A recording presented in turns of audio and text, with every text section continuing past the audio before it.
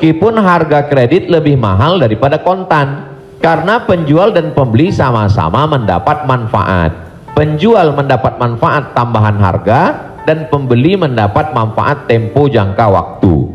Disebutkan dalam Sahih Al-Bukhari. Apakah di zaman Nabi ada kredit? Ada. Dalam Sahih Bukhari, Sahih Muslim, bahwa Barirah itu manusia. Waktu itu masih boleh jual manusia, hamba sahaya. Bahwa Barirah dijual oleh tuannya dengan cara kredit selama 9 tahun. 1 tahunnya dibayar 40 dirham. Ini menunjukkan bolehnya jual beli kredit. Kesimpulannya, uang dengan barang boleh, tapi uang dengan uang riba.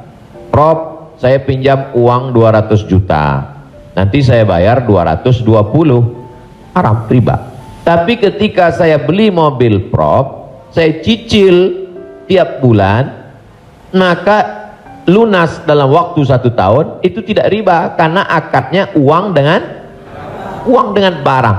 Yang jadi masalah ketika kita pergi ke dealer untuk beli mobil, kita katakan kita tidak punya uang cash, dia tidak mau langsung transaksi dengan dia, tapi dia akan libatkan pihak ketiga, penyedia keuangan.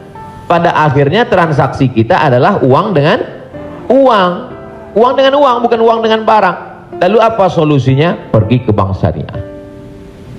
Kenapa di bank syariah uang dengan barang? Assalamualaikum, waalaikumsalam. Bank syariah, saya mau beli mobil, terus mau pinjam uang. Kata bank syariah, kami tidak melayani peminjaman uang dengan uang, karena uang dengan uang berbunga haram. Bapak sebetulnya mau beli apa? Mau beli mobil. Kata orang bank syariah, mobilnya kami beli. Bank syariah membeli mobil. Setelah itu bank syariah menjual mobil itu ke kita, maka akadnya kredit sama seperti Barirah dibeli pada zaman Nabi, kredit 9 tahun. Jadi akadnya adalah uang dengan barang. Begitu. Allahu a'lam. Iya, alhamdulillah. Beli lagi, saya lebih kembali lagi pakai syariah. Selanjutnya siapa yang mau bertanya? Silakan, umum sekarang. Bang Dery mau nanya? Oh, yang ibu-ibu aja, ibu-ibu. Pak.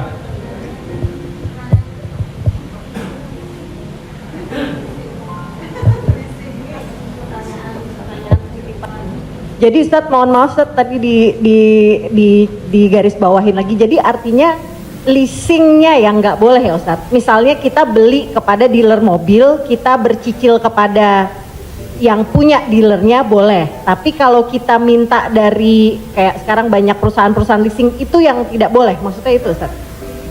Ketika saya mau beli mobil, saya tidak punya uang cash, Ya. maka kata si dealer, Ya. kami akan arahkan Bapak ke penyedia keuangan. Ya. Maka sebenarnya saat itu saya membeli mobil itu cash sebenarnya, karena dealer tidak mau dia barang ini tidak cash.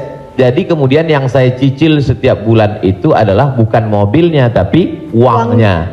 Maka saya terjebak pada Riba. rentenir, riba, bahasa kerennya leasing segala macam. Inilah yang menyebabkan haramnya, karena transaksinya adalah uang dengan uang. Lalu solusinya mana Ustadz? Bank syariah. Iya. Karena di bank syariah itu disitulah letak. Jadi orang yang tidak mengerti dia katakan sama aja bank syariah dengan konvensional, bedanya pegawainya pakai jilbab, masuknya assalamualaikum. Enggak. Perbedaan dalam jual beli dalam Islam itu adalah pada akadnya. Maka bank syariah membeli mobil itu milik bank syariah, maka saya membeli mobil itu secara cicil, akadnya adalah uang dengan barang. Wallahu a'lam. Satu lagi Ustadz, kalau beli emas secara online itu gimana Ustadz? Sebagian ulama mengatakan membeli emas secara online tidak langsung dan dicicil riba. Mengapa mereka mengatakan riba? Karena transaksi itu uang dengan uang. Oh, ini enggak uang dengan uang, Ustadz. Ini Ustadz uang rupiah. Lalu kemudian yang jual ini kan emas. Di zaman Nabi enggak ada uang kertas. Di zaman Nabi hanya ada dua uang. Yang pertama dinar, uang emas. Yang kedua dirham, uang perak. Maka ketika saya beli emas tidak cash, maka sesungguhnya akadnya adalah uang dengan uang rupiah dengan uang emas. Itulah orang yang mengatakan nggak boleh beli emas kalau nggak cash, karena transaksinya uang dengan uang. Tapi pendapat kedua mengatakan boleh beli emas kredit tidak cash. Kenapa? Karena zaman sekarang emas sebagai komoditi, emas sebagai barang, emas bukan sebagai uang. Dan fatwa Majelis Ulama, fatwa Ormas Islam kontemporer mengatakan boleh beli emas tidak cash, karena emas zaman sekarang bukan uang. Emas sekarang adalah barang. Jadi sama dengan kalau saya beli mobil boleh kredit, maka beli gelang juga boleh, karena bukan uang dengan uang. Di situ letak sebab boleh tidak bolehnya. Wallahu a'lam.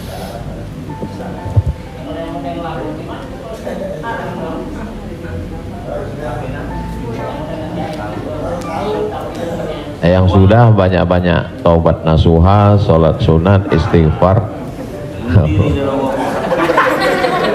Kalau sedang dalam proses bisa dibom, ada aset yang bisa dijual untuk ngebom supaya selesai, jual lah.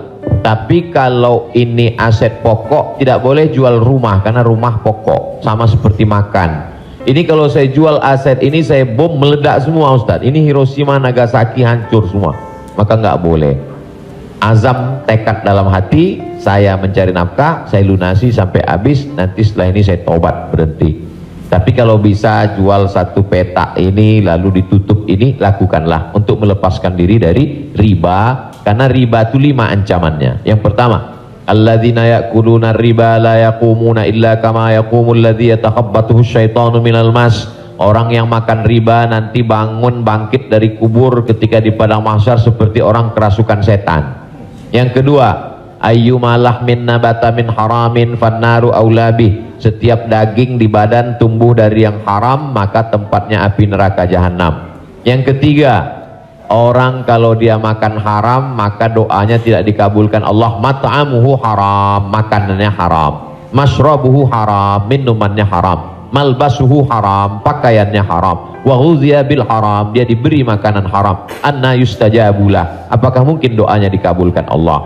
Yang ketiga, yang keempat, nasiyatin kazibatin khati'ah, ubun-ubun, penipu, pembohong, pelaku dosa. Padahal yang berdosa itu tangan, yang berdosa itu mulut. Kenapa dikatakan ubun-ubun? Karena ternyata ada otak bagian depan yang selalu kita usap ketika sedang wudu. Disitulah pemikir. Otak ini berpikir ketika dia dapat semprotan darah. Darah itu menyembur dari jantung. Darah itu dari makanan. Sepiring makanan riba berubah menjadi setetes darah, disemburkan oleh jantung naik ke otak, isi otak haram, maka bawaannya mau haram saja. Gara-gara riba. Heran saya ini Pak Ustadz, kenapa pikiran saya ini mau haram saja? Sebabnya gara-gara makan riba. Yang terakhir, yang kelima adalah tidak ada keberkahan. Hidup ini yang kita cari berkahnya. Makanya ketika anak lahir yang didoakan berkah, barakallahu laka fil mauhub. Ketika orang menikah yang didoakan berkah, barakallahu lakuma wa baraka alaikuma. Ketika ketemu yang didoakan berkah, assalamualaikum warahmatullahi wabarakatuh. Ketika makan yang diminta berkah, Allahumma barik lana. Wallahu a'lam.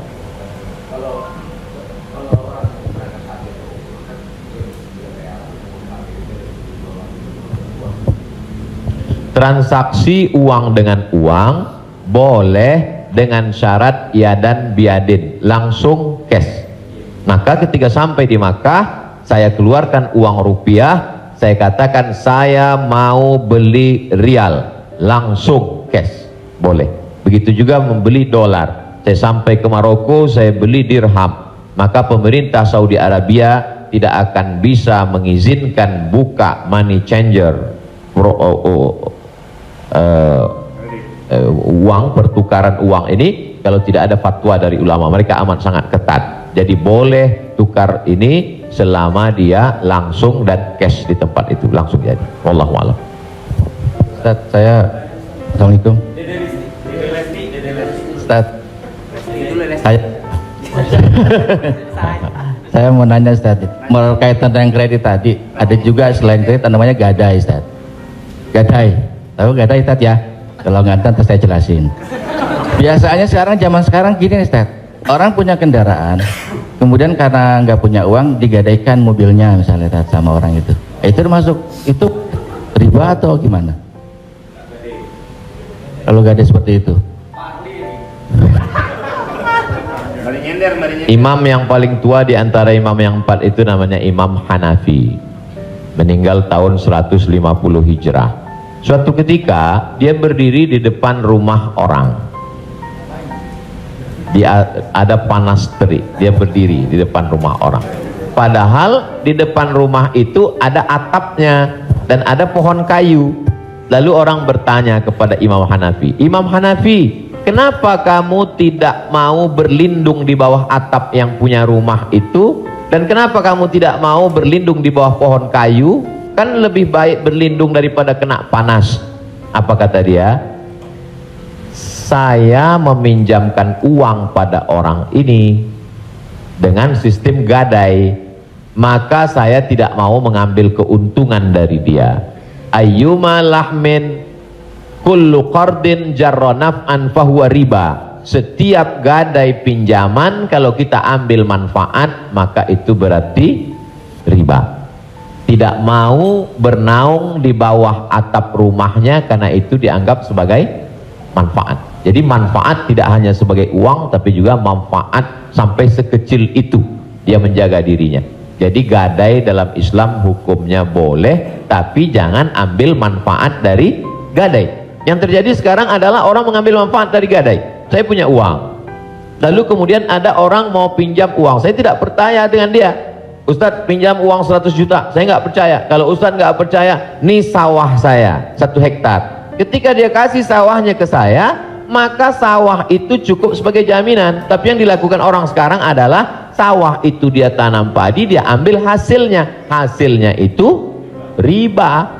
Maka sekarang orang kaya makin kaya, yang miskin makin miskin. Bagaimana dia mau bisa menebus uangnya? Orang sawah dia dipakai terus dan uangnya diambil. Maka yang punya uang makin kaya, yang minjam makin miskin. Padahal dalam Islam mestinya cukup suratnya saja dipegang. Kamu kalau mau garap sawah ini garaplah, nanti bayar hutangmu. Itu akhlak dalam Islam. Akhlak itu yang dihilangkan oleh riba. Riba ini sangat kejam. Wallahu a'lam.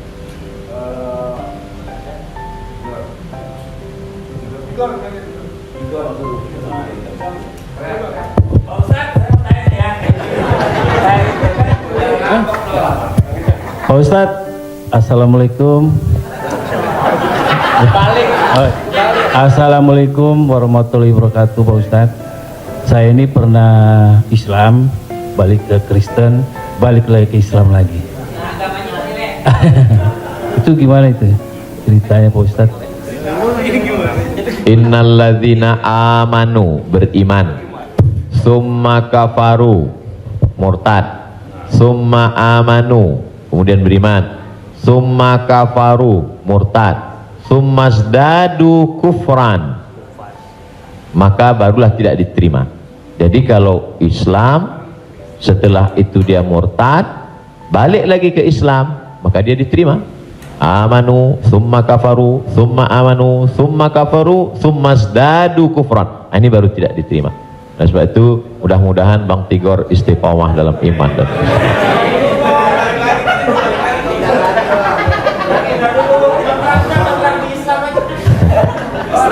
agama lu kayak angkos bolak-balik.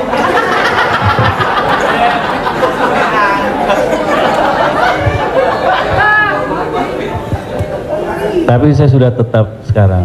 amin. Insya Allah. Saya udah umroh Ustaz. Jadi Insya Allah. Jadi balik Bang, ke jalan yang benar. Insya Allah. Jadi Bang Topik, kajian paski mungkin kerjasama dengan musyawarah supaya terus, atau kalau tidak ingin satu majelis, ustadznya nanti setelah di sana pagi misalnya, sore di paski. Kemudian ngaji ini, kalau sekedar ngaji kita nggak ada tantangan, mesti ada sosialnya. Misalnya ngumpulin beras.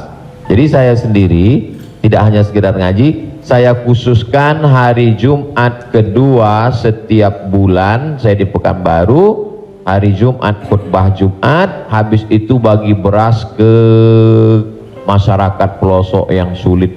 Lalu siapa yang menjadi relawannya? Yaitu relawan-relawan biker subuhan, mantan petato, kemudian hijrah, pemuda hijrah. Karena kalau cuma ngaji, orang tidak ada tantangannya. Jadi saya ingin ke depan paski ngaji, kemudian ada gerakan dakwah, kemudian ada gerakan sosial, buat rumah tahfiz, lalu kemudian tidak hanya uang dari komunitas saja, buat yayasan, kami membuka rumah tahfiz gratis untuk yatim dan segala macam, kirim ke nomor rekening berikut ini, pasang pancingnya, Allah Ta'ala memberikan. Belajar kita dari yang dilakukan oleh almarhumah, 250 yatim 40 tahun, 43 tahun bisa tidak putus. Inspirasi. Jadi kalau mau, maka kita bisa ikuti jejak, sehingga kita, jadi kelanjutan itu, maka Bang Tigor dan abang yang lain, dia akan terpacu terus untuk datang setiap kajian pekanan, lalu kemudian memperbaiki tahsin bacaan Qur'annya, lalu kemudian meluruskan kajiannya, kemudian ada konsultasi dengan ustadz, tanya jawab dan lain sebagainya. Wallahu a'lam.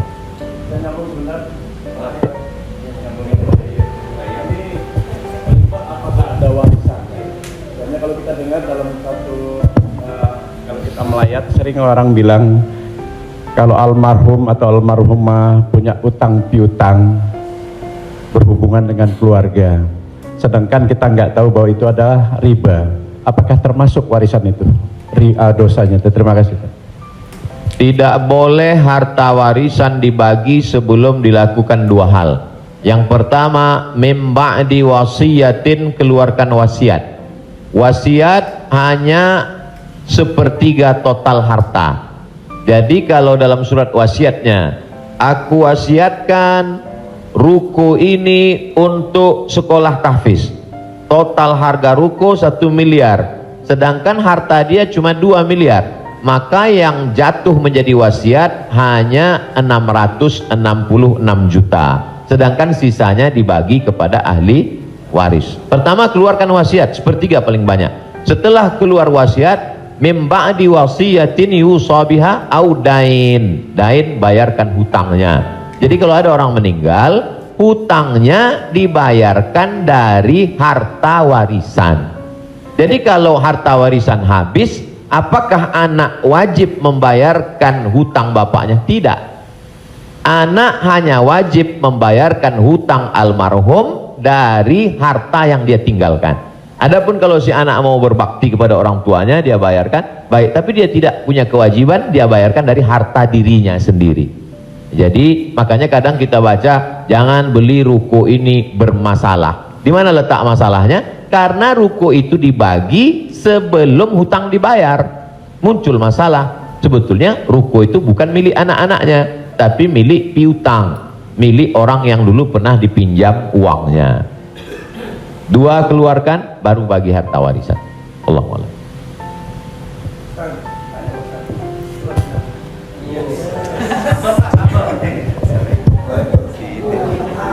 Terima kasih Pak Ustadz. Saya mau tanya tentang peminjaman uang. Saya misalnya meminjamkan uang kepada seseorang, tapi dia nggak mau ganti. Nah, terus kita nggak mau nagih karena takut menjadi sebuah permusuhan. Kan ada peribahasa, memberikan pinjaman hutang itu sama juga menanamkan musuh. Nah, bagaimana hukumnya? Apakah ini harus ditagih sama kita ataukah dibiarkan?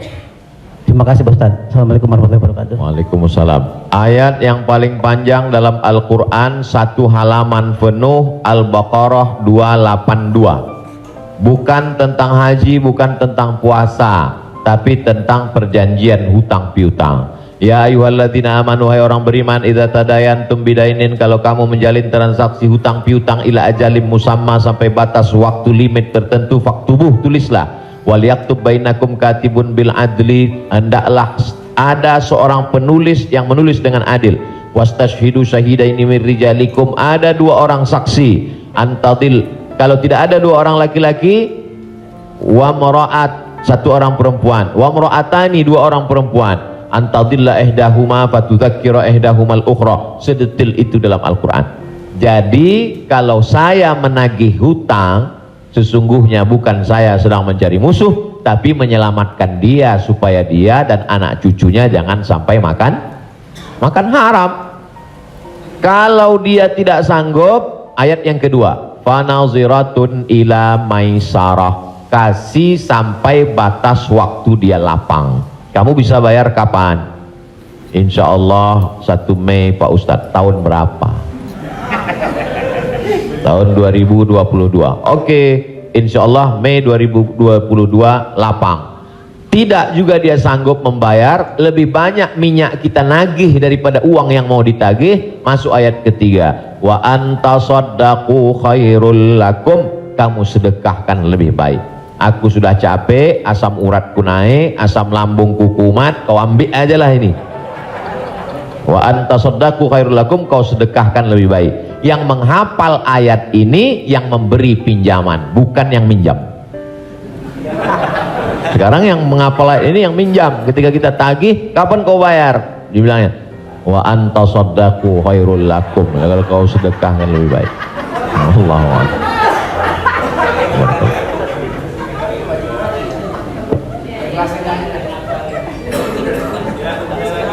Ada yang nanya lagi? Ada yang nanya lagi ya? Di luar utang piutang.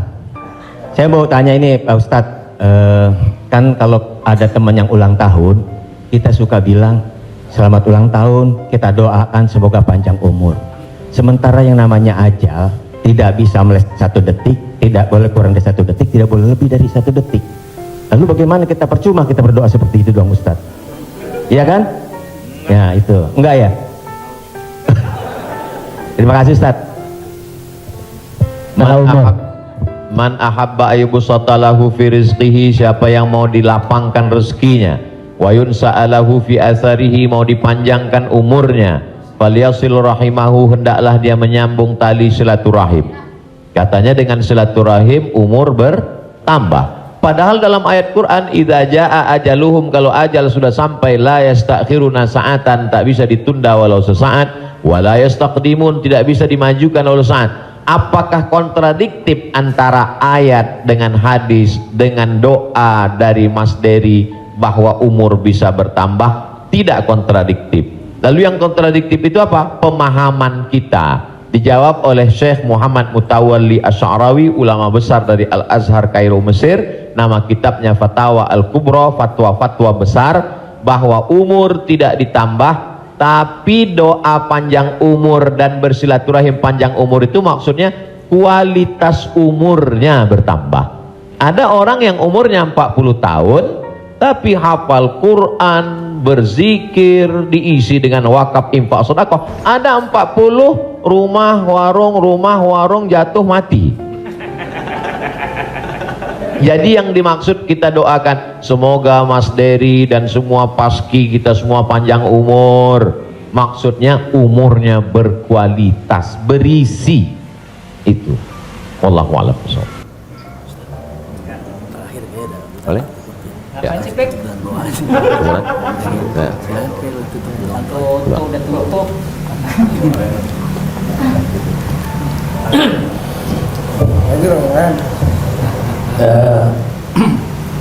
Bapak Ibu yang berbahagia, karena pakai dengan capek besok mau ke Riau, mau pulang kampung, jadi kita ikut. Biayanya nggak ada ragu. Jadi Ayah ngajakin. iya, alhamdulillah sudah dicukupkan untuk pertanyaan. Nanti kalau yang mau bertanya, tulis saja surat, langsung kirim ke Bopak. Oh, dijawab. Biar Bopak yang kirim ke Ustaz Somad. Baik, Bapak Ibu yang berbahagia, alhamdulillah kita sudah mendapat pencerahan. Mudah-mudahan ini menjadi langkah awal kita untuk mendekati agama kita dengan bijak tentunya. Semoga Allah memberikan kecerdasan kepada kita. Di sisa umur kita ini, mudah-mudahan menjadi orang yang bermanfaat buat diri dan agama serta bangsa. Amin. Pak Kiai, kita mohon untuk memberi doa untuk acara ini. Terima kasih. Astaghfirullahaladzim, astaghfirullahaladzim, astaghfirullahaladzim alladzi la ilaha illa huwal hayyul qayyum wa atubu ilaih.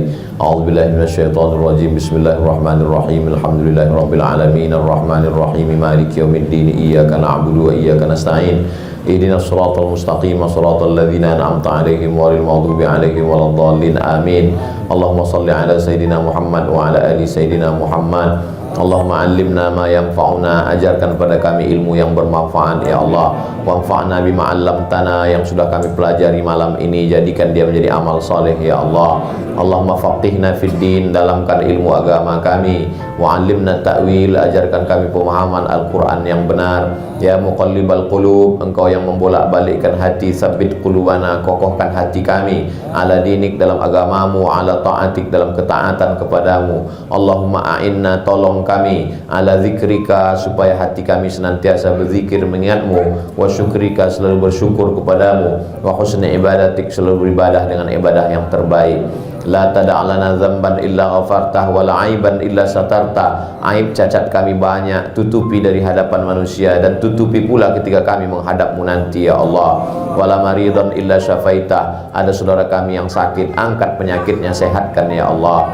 Wala mayitan illa rahimta, yang sudah meninggal dunia mendahului kami, lapangkan kuburnya ya Allah. Wala hajatan min hawaijid dunya wal akhirati laka ridha wa lana fiha salah, segala hajat dunia hajat akhirat baik bagi kami dan engkau ridha, illa qadaitaha wa yassartaha, mudahkanlah ya Allah. Rabbana hablana minas salihin, jadikan anak kami anak-anak yang soleh dan solehah, min huffazil Quran wal hafizat, bukakan pintu hati mereka untuk menjadi penghafal Al-Quran. Minal mujahidina fi sabilika bi amwalihim wa anfusihim, mereka akan menolong agamamu dengan harta, nyawa dan kekuasaan yang kau titipkan di tangan mereka. Allahumma khtim lana bi husnil khatimah, tutup umur kami dengan husnul khatimah. Allahumma ja'al akhira kalamina inda intihai ajalina, ketika ajal kami sampai, saat malaikat maut mencabut nyawa kami ingin kalimat terakhir yang keluar dari mulut kami, la ilaha illallah Muhammadur Rasulullah sallallahu alaihi wasallam. Allahumma ja'alna minal mutahabbina bijalalik, sebagaimana hari ini kami berkumpul berkasih sayang karena engkau, maka kumpulkanlah kami di surga bersama Nabi Muhammad sallallahu alaihi wasallam. Sahibul bait yang sudah menyediakan rumahnya, makanannya, segala kebaikan, tak sanggup kami membalasnya. Ajzihim jaza'al hasana, berikanlah mereka balasan yang baik ya Allah. Allahumma jama'na ma'ahum ma'al habibil mustafa fi jannatikal ula, satukan kami dalam surga jannatul firdaus bersama Nabi Muhammad sallallahu alaihi wasallam. Rabbana atina fid dunya hasanah wa fil akhirati hasanah wa qina adzabannar. Wa sallallahu ala sayyidina Muhammad wa ala alihi wa sahbihi wasallam, walhamdulillahi rabbil alamin. Taqabbalallahu minna minkum taqabbal ya karim. Saya ucapkan banyak terima kasih kepada keluarga besar almarhumah Profesor Dr. Hajah Tuti Alawiyah, tak dapat saya sebut satu persatu. Saya ucapkan banyak terima kasih kepada Paski.